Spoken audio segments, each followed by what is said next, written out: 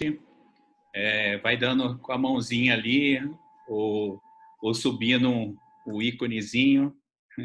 Muito bom estar com vocês, obrigado pelo convite. Antes de mais nada, quando o Pedro me ligou e disse sobre o tema, eu não sabia se eu ria, se eu chorava, porque eu tenho por prática, sempre que possível, não dizer não para um convite, mas esse tema, mansidão, justo um dos meus problemas, falei, tá bom, senhor, então o senhor quer falar comigo, não é? E para depois eu conversar com os meninos. Ok, então se o senhor quer fazer isso comigo, fala, senhor, né? Pois bem, meus irmãos, vou ler aqui Gálatas 5, 22, 23, texto conhecido, que diz assim: mas o fruto do Espírito é amor, alegria, paz, longanimidade, benignidade, bondade, fidelidade, mansidão, domínio próprio. Contra estas coisas não há lei. Eu queria passar com vocês pelo capítulo 5, para a gente começar uma introdução, a gente passar pelo capítulo 5 de Gálatas, mais um sobrevoo, não é? No versículo 1, Paulo começa a falar da liberdade, que Cristo nos libertou para a liberdade. A liberdade, então, é um dom do Senhor, um dom maravilhoso, que traz em si uma imensa responsabilidade. É a famosa teologia do Homem-Aranha, né? Eu acho que o reverendo Mateus também cita isso, né?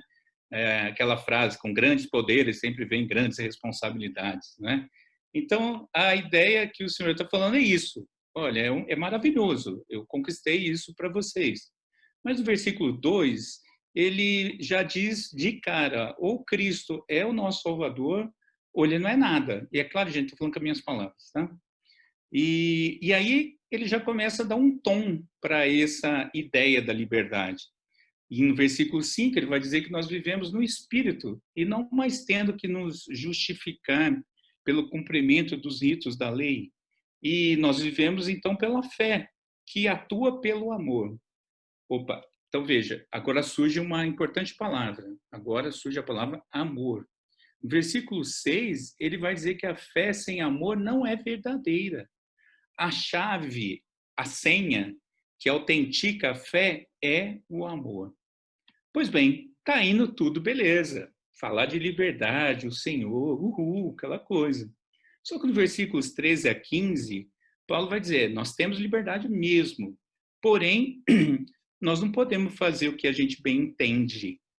Claro, porque a nossa liberdade, ela é limitada pelo amor ao próximo. E aí a noção é de que nós devemos ser servos uns dos outros, não é? E eu estava pensando sobre isso e me lembrei que o peixe, por exemplo, um peixe qualquer, ele é livre, mas ele é livre dentro d'água. Fora da água, ele só vai encontrar morte. Então, muitas vezes a gente ouve falar, né? Eu queria uma vida livre, queria ser livre, quero experimentar a liberdade. Não existe ninguém absolutamente livre, não é? E nós sabemos pela fé que ou nós somos escravos de Satanás, do pecado, ou somos servos do Senhor. Então, liberdade absoluta é uma utopia, uma loucura, e nem bom que exista, porque a nossa liberdade está no Senhor. Então, nós somos como peixes mergulhados no mar do Senhor.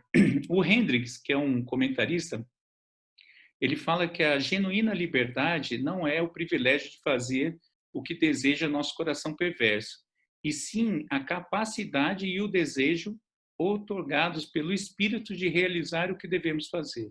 Ou seja, nós fazemos o que o Senhor quer que nós façamos. Mas aí, nos versículos 16 a 26, a gente fica sabendo que tem uma luta interna da velha vida com a nova vida. E pior, ainda tem um inimigo das nossas almas aproveitando a situação. Então, veja, existe uma batalha. Agora, olha, o incrédulo, ele não sabe, ele não percebe essa luta, porque ele vive a vida natural caída. Então, essa luta para o incrédulo é inexistente, não é? Ele já está entregue. Aliás, nas palavras de Paulo, ele continua morto, não é?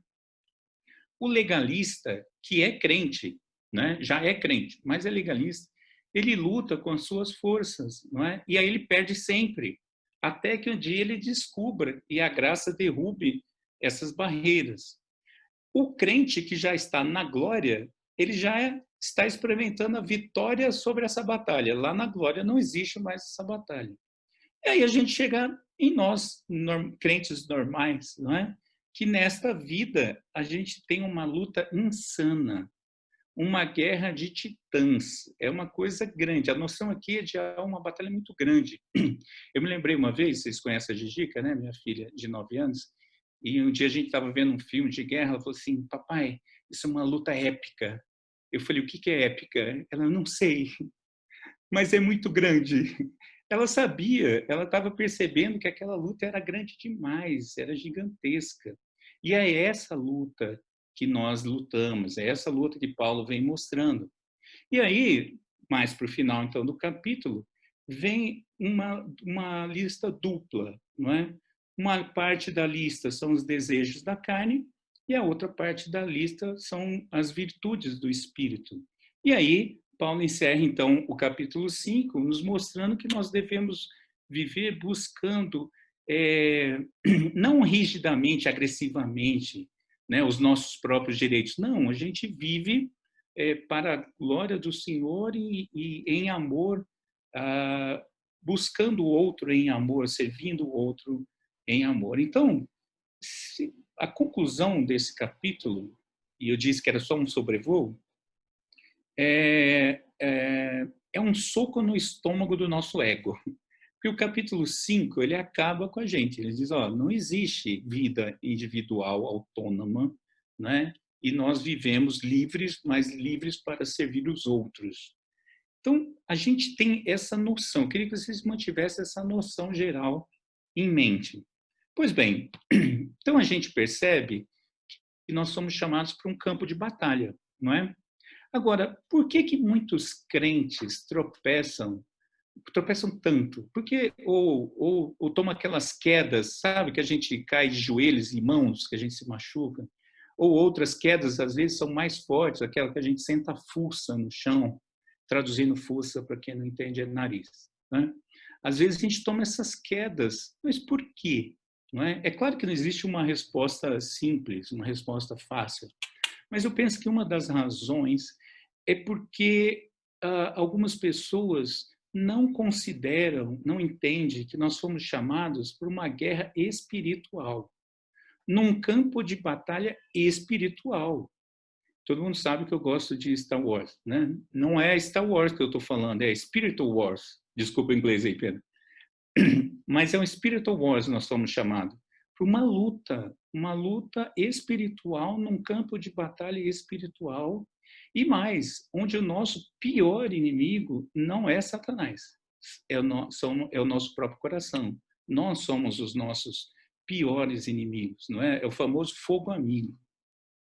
E por isso, aquela máxima, né, que dizem no meio evangélico, né, Deus tirou primeiro o povo do Egito e depois passou a tirar o Egito de dentro do povo.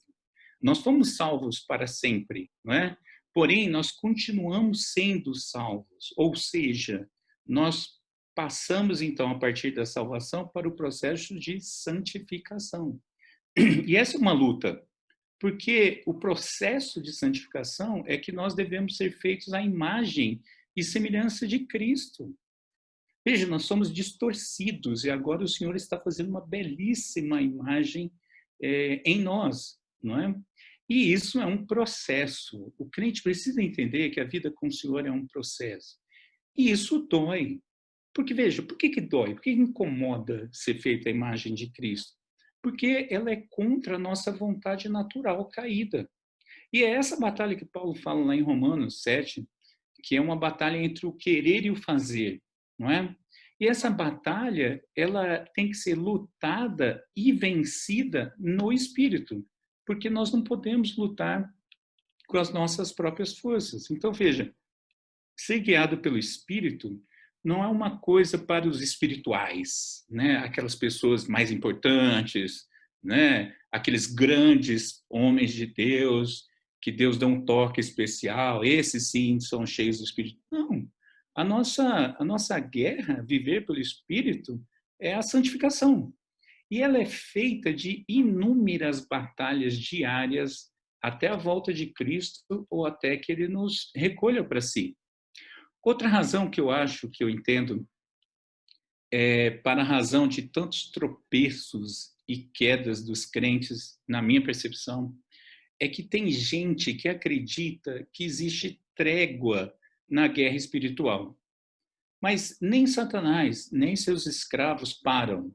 Eles não param, não é? Não tem cansaço no mundo espiritual, não é? Nem o nosso coração também, que é enganoso, nos dá sossego, nos dá descanso.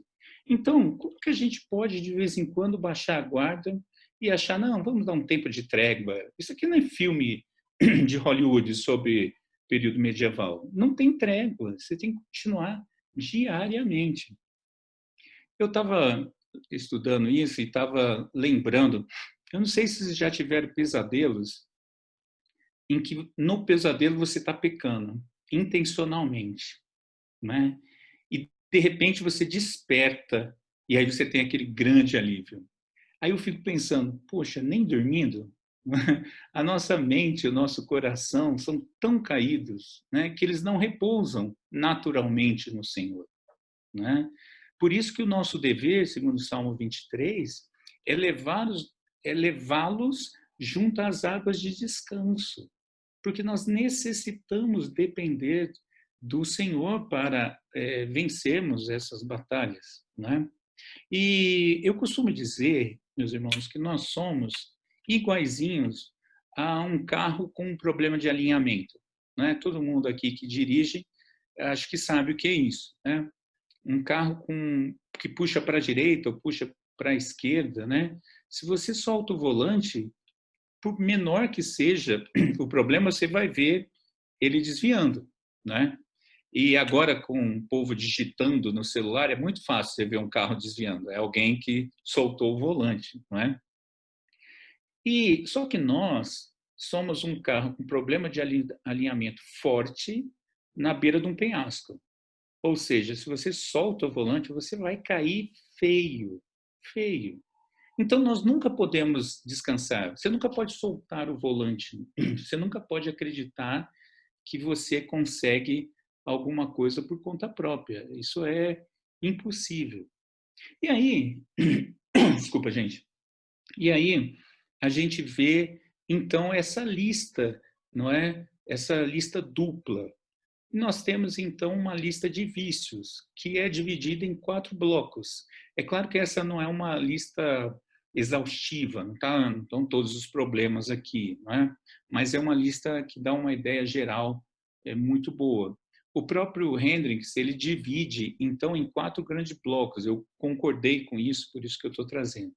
Ele fala o primeiro bloco, da imoralidade e os males relacionados. Então, ele cita imoralidade, impureza, indecência. Depois, o bloco da idolatria e tudo que está associado a isso, que é idolatria, bruxaria, né? Depois, o bloco da rivalidade, contendas, rixas, ciúmes, explosão de iras, ambições egoístas, dissensões, intrigas partidárias, inveja, tudo que tem a ver com briga. E depois o quarto bloco, que são os dos excessos, que ele cita as bebedices e as orgias, não é? São sempre excessos. E aí eu fico pensando que esse é o nosso campo de batalha. Essa é a primeira, é uma observação que a gente também precisa perceber. O nosso campo de batalha está em nós mesmos, não é? E esses vícios nos assediam diariamente. Cada um tem os seus problemas particulares. Nós não somos, eu acho, pelo menos, que o crente que já está caminhando com o Senhor, ele não é ruim em todas, né? Nós tropeçamos em todas, mas não somos tão ruins em todas. Mas nós temos nossos pontos fracos, aqueles pecados que estão mais arraigados, não é? E esse é o nosso campo de batalha. Pois bem, então, o que a gente faz? O que fazer? E aí a gente chega, então, no fruto do Espírito, né, que foi o texto que eu li. Agora, algumas pessoas não percebem, mas o texto fala no singular. é fruto do Espírito. Não são frutos. A maioria das pessoas fala, os frutos do Espírito. Não, é fruto do Espírito. Ou seja, nós temos todos e devemos desenvolver todos juntos. Eu gosto muito da analogia de uma fruta de gomos. Sabe, como a mexerica, por exemplo? Numa fruta saudável, você não abre uma fruta boa, uma mexerica, tira todas as cascas, vamos supor que ela tenha lá 9 gomos, né? E, de repente, 4 gomos estão inteiros, 2 estão pela metade, outros estão começando e um está lá pequenininho. Isso não existe. Não é? Uma fruta de gomos cresce todos os gomos juntos. E essa é a ideia, que o fruto do Espírito, então, cresça na nossa vida de forma plena. E aí, esse mesmo autor, ele traz 3 blocos com as virtudes. São 3 blocos com 3 virtudes em cada. Por isso que eu citei os 9 gomos da mexerica. Não é? O primeiro dele é as qualidades espirituais mais básicas. O amor, a alegria e a paz. Depois, são aqueles nas relações sociais, onde é aplicada a justiça de Deus. Não é? A longanimidade, benignidade, a bondade. E o último bloco é a relação com Deus, onde o primeiro fruto é a relação dos crentes com Deus, não é? Ou seja, a sua vontade revelada na Bíblia, e o texto usa a palavra fidelidade ou lealdade. O segundo tem uma relação com os homens, aquela noção de gentileza para com todos, que é um padrão, um jeito de ser, que é mansidão, e esse é o nosso tema. E o último é a relação com os próprios desejos e paixões, não é? Que é o domínio próprio. Então, veja, nesse brevíssimo resumo, nós passamos pelo capítulo 5 e descobrimos essa batalha, descobrimos onde é o nosso campo de batalha e vimos as ferramentas para a gente lutar isso. Pois bem, então chegamos na mansidão, né? Um dos meus calinhos. Obrigado, viu, Pedro, por ter me chamado para falar justamente disso. Mas mansidão, meus irmãos, tem a ver com comportamento. Essa é a noção. É a maneira de agir e de se comportar. No hebraico, eu fui fazer uma pesquisinha simples até, mas no hebraico, a mansidão tem a ver com humildade. A palavra é traduzida por humildade, que dá uma ideia de serenidade. E no grego, a palavra tem a ver com gentileza ou bondade de espírito. O sentido ali no grego é agindo de uma forma gentil, suave e calmo. Não tem a ver com zen budismo, não é? É porque a sua natureza foi transformada agora e no espírito você é uma pessoa mansa. E aí, a gente não pode olhar apenas para o texto de Gálatas, né? E também não dá para a gente passar por muitos textos. Mas, e eu estou sendo rápido porque eu realmente gostaria de ouvi-los. Mas Mateus 5, o Sermão do Monte, o Senhor diz que ser manso é ser bem-aventurado, porque os mansos herdarão a terra, ou seja, já vivem aqui como herdeiros no presente. Agora, bem-aventurado, o que significa? Não é? A noção de bem-aventurado não é traduzido por feliz, mas não é exatamente isso, é muitíssimo mais. Porque bem-aventurado, quem é um bem-aventurado, ele é alguém plenamente satisfeito, e isso é usado em respeito à alegria que vem da salvação. Então, porque eu sou salvo, eu sou muito alegre, eu sou muito satisfeito, isso me satisfaz, e por isso eu sou manso, não é? E essa satisfação, ela não é resultado de circunstâncias favoráveis na vida, tipo, minha vida está indo super bem, então eu sou manso, por isso que eu sou tranquilo, né? Não, mas é porque a habitação do Espírito de Cristo em nós nos faz, então, respondermos a essa realidade vivida de forma mansa, não é? Pois bem, E o que é mansidão? A gente viu esses conceitos, beleza, é fácil de entender. Mas um jeito que eu gosto de entender as coisas é olhar o oposto, né? O contrário de mansidão é viver com veemência um estado de violência, de agressividade, de explosões de ira, né?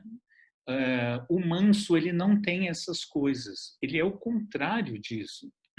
O Adolf Pohl, que é um comentarista também, ele chama mansidão de amor humilde. É curioso que na psicologia há um conceito sobre agressividade, onde a agressividade é um impulso e que por isso pode ser bom, pode ser ruim, né? Por isso que as pessoas falam, não, você tem que trabalhar essa sua agressividade, né? Você que está um pouco tímido, as pessoas estão passando por cima de você, não, você precisa desse impulso da agressividade e tal. Ora, mas a agressividade naturalmente é má. Então não tem como deixar a agressividade boa, não é? O que nós precisamos ser é mansos, que é diferente de sermos agressivos, não é? E o pior é que o cristianismo trouxe para si essa noção de redimir o termo agressividade, ao invés de ficar com o que já existe, que é a mansidão. Então, mansidão é justamente a prontidão que a gente tem para assumir uma posição inferior ao outro. O outro vem e eu não me mostro superior a ele, nem mesmo revido, não é? Agora, eu gosto muito das artes marciais e para mim, talvez a que eu mais goste, que necessariamente olhando para o mundo não é a mais procurada, né? Mas é o Aikido, que é a única arte que o princípio é o princípio de se defender. Não existe ataque no Aikido. Você simplesmente se defende. E a premissa do Aikido é usar o outro contra ele mesmo. E um professor que eu tive, ele muito velhinho, mas ele mostrava que era a ideia de deixar ir. A pessoa vem, você deixa ir. Então, os movimentos do Aikido são sempre de fuga, de deixar o outro ir, né? Eu fiquei lembrando disso porque a mansidão é muito isso. Eu não me abalo por conta do outro. O outro não tem essa capacidade de me abalar, não deve ter. Por quê? Porque agora eu vivo pelo Espírito. E aí, como viver isso? Porque eu acho que o grande negócio dessas falas é justamente a prática, né? Como que eu vou viver isso? A resposta é simples, e vocês sabem, é olhando para Jesus. Ele é aquele que é chamado daquele que é o verdadeiramente manso e humilde de coração. Então veja, Jesus jamais perdeu o controle e nunca ostentou o seu poder. Ele que é o Todo-Poderoso podia detonar com tudo e todos, mas ele foi manso. Até mesmo no último momento, quando ele vai para o abate, já que ele é o cordeiro, não é? Ele vai manso, as pessoas o ofendem, as pessoas o humilham, cospem, batem, envergonham, fazem de tudo, e ele vai manso. Olha que coisa louca isso, porque a ideia é que, do mundo, pelo menos, é que a gente tem que devolver. É o famoso bateu, levou, não é? Eu, pelo menos, sou de uma geração que foi educada dentro de casa a não levar desaforo para casa. Né? Você podia apanhar, mas você tinha que ter, não ficado quieto se alguém te ofendeu, ou alguma coisa do tipo. Agora, mansidão não é fraqueza. E esse é o grande lance. Mansidão não é uma fraqueza, é justamente agora você, cheio do Espírito, você tem uma força voluntária em não se sobrepor ao outro. Você não vai e não tem o desejo de passar por cima do outro. e o outro não tem mais o menor controle sobre as suas emoções. Ele pode falar o que ele quiser, ele pode fazer o que ele quiser, né? E você simplesmente, no máximo, você paga o mal com o bem. Mas a ideia é de que eu não reajo negativamente a, a situações externas. Pois bem, eu fui bem rápido, porque, como eu disse, eu queria ouvi-los. Se isso é assim, pergunto eu, por que é difícil ser manso? O que nos impede de ser manso? E agora, 2 ou 3 minutinhos para alguém ser manso e tranquilo e falar de verdade. Por que é tão difícil ser manso, meus irmãos? Cri, cri, cri, cri. Por conta do pecado. Hã? O pecado nos impede de sermos mansos, muitas vezes. Ah, essa resposta foi muito boa resposta teológica, gostei, mas eu quero saber na prática. Eu acho que diga, Estevão. Eu vou depois do Cabral. Tá bom. Eu acho que um dos pontos que dificultam a gente se colocar num estado de servidão e sermos mansos é a vontade de fazer justiça com as próprias mãos, né? O ímpeto de ver uma injustiça e querer fazer justiça com as próprias mãos, que se confunde até com a ira também, né? Quando você se ira diante de uma injustiça e quer fazer a justiça com as próprias mãos e não confiando na soberania de Deus. Boa. O que mais? Eu acho que também um dos problemas de expressar a mansidão é porque ela é muito contracultural, né? Porque a nossa cultura ela nos mostra que nós temos que nos impor, temos que mostrar que nós vamos fazer a diferença, nós temos que ser relevante e muitas vezes e foi até o que os judeus esperavam de Cristo, né? Que ele seria uma figura militar que ia ganhar todas as guerras, ia dar fim nas guerras, e ele veio justamente o contrário disso, né? Então, a gente ir contra a cultura, eu acho que é meio difícil, como nós estamos muito enraizados na nossa cultura, eu acho que negar a cultura e ser algo totalmente diferente do que a gente está seguindo durante o nosso curso da vida, eu acho que isso é muito difícil. Uhum. Que mais, gente? O que o Cabral falou também sobre justiça, geralmente é justiça própria, né? Eu acho que mais ligado à mansidão, porque se alguém te ofende, tipo assim, não, eu não posso me deixar ser humilhado, assim, né? Ou então, se a pessoa tá falando contra mim, eu acho que é muito mais uma relação à nossa justiça própria do que fazer justiça para os outros, a maioria das vezes, né? É difícil de segurar, assim, de não revidar, igual o pastor falou, né? É muito difícil. Nossa, mas a pessoa me ofendeu e eu não vou revidar, eu vou, tipo, sofrer o dano. Eu acho que é mais difícil pela nossa justiça própria, né? Além da justiça em geral. Fere a nossa autoestima, né? Que mais, galera? Tô olhando Eu o acho tempo aqui. que pega isso que o Estevão falou, de pegar a nossa autoestima, de ferir a autoestima. Porque, igual você disse, Bispo, que é o contrário não ser manso, é o contrário de ser humilde, né? Então, a gente luta contra isso demais, porque a gente quer estar lá por cima e a gente realmente vê a mansidão como fraqueza. E a gente não quer ser fraco, né? A gente acha que ser manso é ser fraco e a gente não quer ser fraco. Então, é uma questão de egoísmo também, né? Sim, sim. A muito legal. Paula mandou uma pelo chat. Talvez a noção de que eu tenho direitos. Por que me colocar como menor do que alguém se ele não é mais valioso do que eu? E eu mereço ter o que eu quiser. Olha só, é isso mesmo? Porque justamente no capítulo 5, que a gente passou rapidão, Paulo vai falar, olha, não, a extensão da sua liberdade está limitada pelo amor ao próximo. E nós somos chamados para servir ao próximo. Então, onde que eu entro nessa? Problema, meus irmãos, por isso que eu disse que o capítulo 5, lá no começo, ele é um soco na boca do estômago do nosso ego, né? Nós somos egocentrados, nós somos egocentristas, né? A gente fica olhando para o umbigo mesmo. Nós achamos que nós temos valor em nós mesmos, não é?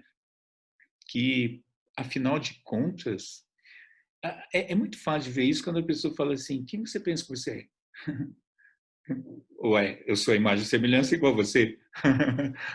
Não é mesmo? Mas a gente tem essa mania de achar que a gente é alguma coisa, que nós temos um valor assim em nós mesmos, que por isso eu tenho que defender. Como eu disse, eu vim de uma geração que tinha que defender a própria honra. Agora, não era pelos valores bíblicos a minha defesa, não é? Era pelos valores do mundo. Tipo, famoso bateu, levou. Não saio dessa daqui por baixo.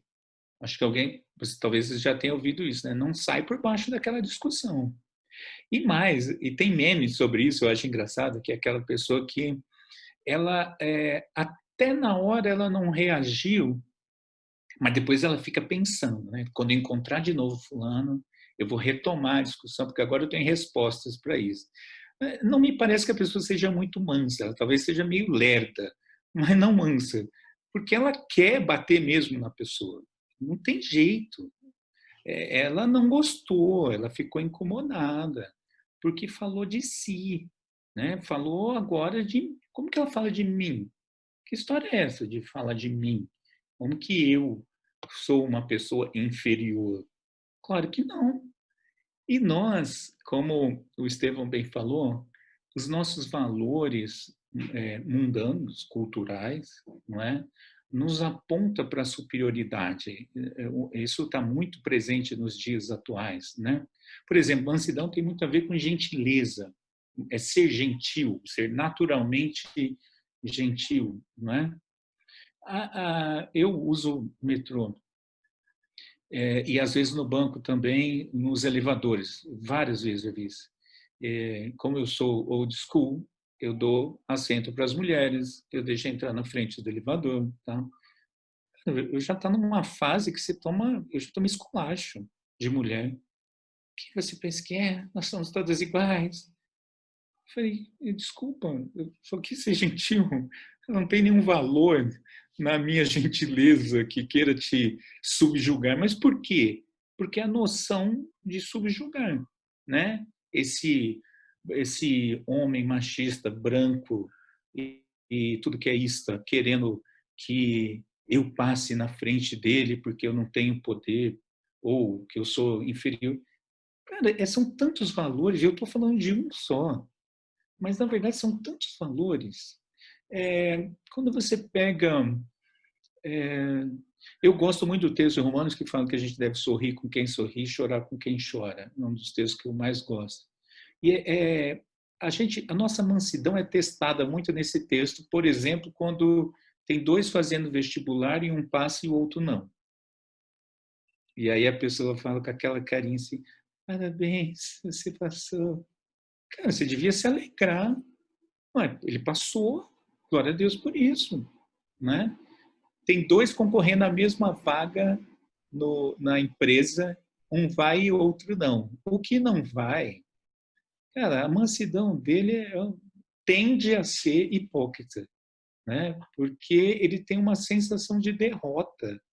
Porque o nosso mundo está tão competitivo que não passar numa seleção te faz assim... O extrato, não vou nem falar o próprio, o extrato do cocô do cavalo do bandido, né? Você é nada, você não vale nada. E aí você, assim, cara, mas por quê? Porque os seus valores internos, né, não estão adequados. Você não está vivendo pelo espírito.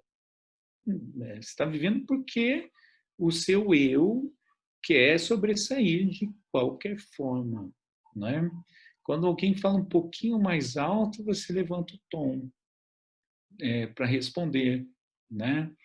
Maridos e mulheres, irmãos, pais e filhos, amigos, né? Isso a gente vê com frequência. Esses pequenos testes, essas pequenas batalhas do dia a dia, vão mostrando a guerra que a gente está vivendo. Então, 35 minutos, eu vou cumprir o tempo. O que eu quero dizer é que esses pequenos testes vão mostrando o fruto do Espírito, como estão nossos gominhos, como está a nossa vida. E sim, nós vamos perder várias vezes, né? Mas o que importa é a gente entender que, aliás, até a própria perda, digamos assim, né, para o pecado, vai nos mostrar o quanto nós dependemos do Senhor. Isso vai nos tornando mais fortes, vai nos tornando mais resistentes, né? Na próxima vez eu já não reajo igual, né? É claro que a gente vive numa sociedade ultra imediatista, então, assim, imagina. Outro dia eu estava conversando com a minha esposa sobre isso, e eu falei, mas espera aí, em 10 anos, 12 anos, isso não mudou? Ah, não, veja bem, mudou, sim. Então, está mudando. Eu não sou perfeito, eu tenho que melhorar, né? Mas mudou. E eu olho para isso e vou crescendo e vou buscando viver no Espírito. E aí eu dou, então, a dica, a grande dica que não é minha, é do Senhor Jesus, para como a gente vive esse gominho do fruto do Espírito e todos os outros, não é? É simples. Negue-se, pois, a si mesmo, tome a sua cruz e segue-me. O caminho é o do sufocar o ego, né? É você. Só que o mais louco disso é que você tem que sufocar você mesmo.